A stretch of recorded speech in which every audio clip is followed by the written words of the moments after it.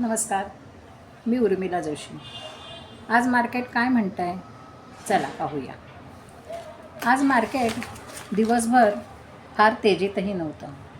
सकाळी सुरू झालं तेव्हा मंदीतच होतं, पण दिवसभरात मात्र ते साधारणपणे 200 पॉईंट्सच्या आसपास फिरत होतं. मार्केट जेव्हा बंद झालं तेव्हा सेन्सेक्स 130.43 पॉईंट्सनी खाली होता, म्हणजेच 82,948.23वर बंद झाला. तर निफ्टी 41 पॉईंट्सनी खाली होता, तर 25,377.50नी बंद झाला.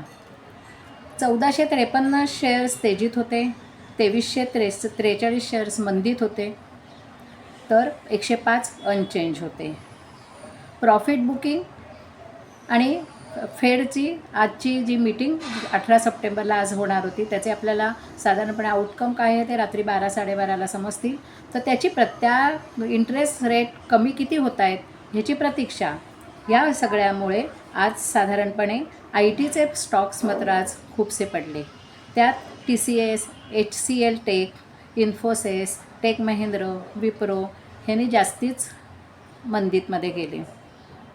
तर Bajaj finance, Bajaj Finserv, Shriram finance, ICICI bank, Nestle हे मात्र समभाग आज आघाडीवर होते.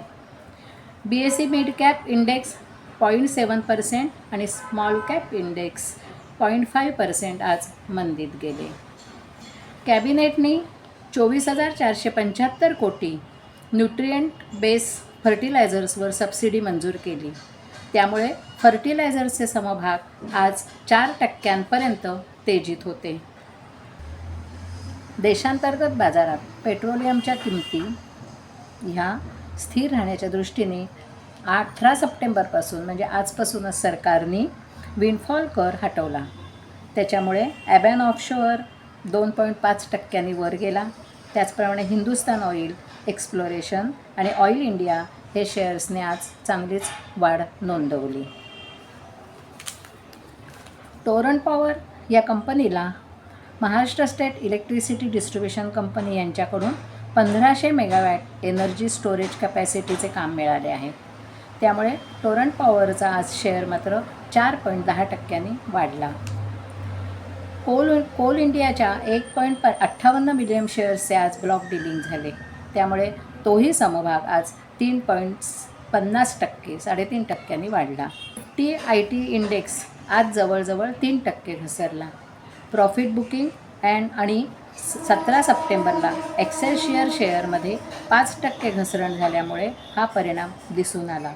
TCS, Wipro, Infosys, LTI Mindtree आणि टेक महिंद्र हे समभाग जवळजवळ 2 ते 3% पडले. विक्रांती शेअर्स आज 12% वाढला.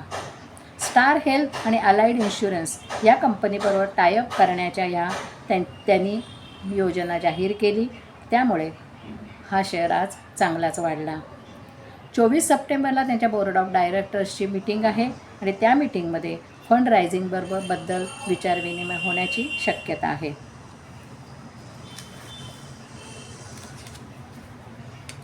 आज आपण एका कंपनीची माहिती घेऊया.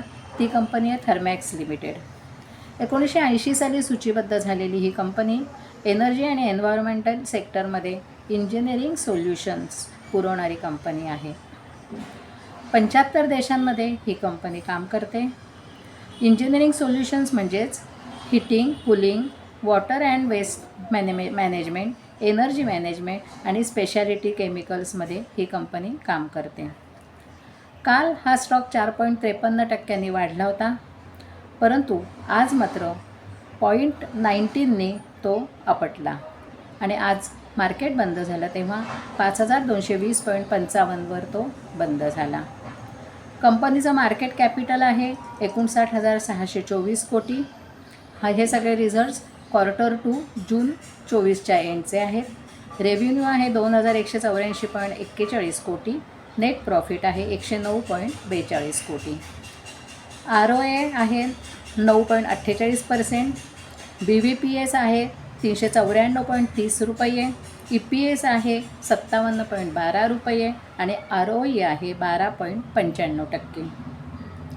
शेअर होल्डिंग बघितलं तर प्रमोटर्सचं आहे 61.98%, foreign institutions 15.14%, mutual funds 12.6%, retail institutions 4.50% आणि अदर्स 6.31%. 52 वीक लो आणि हाय बघितला तर लो आहे 2500.25, तर हाय आहे 5839.95. ही होती थर्मॅक्स कंपनीची माहिती. आता आज रात्री 12-12:30पर्यंत फेडचे आपल्याला रिझल्ट्स कळतील. त्यांची आज 18 सप्टेंबरला मीटिंग होती. सगळ्यांचं लक्ष आज त्या मीटिंगवरकडे लागलेलं आहे.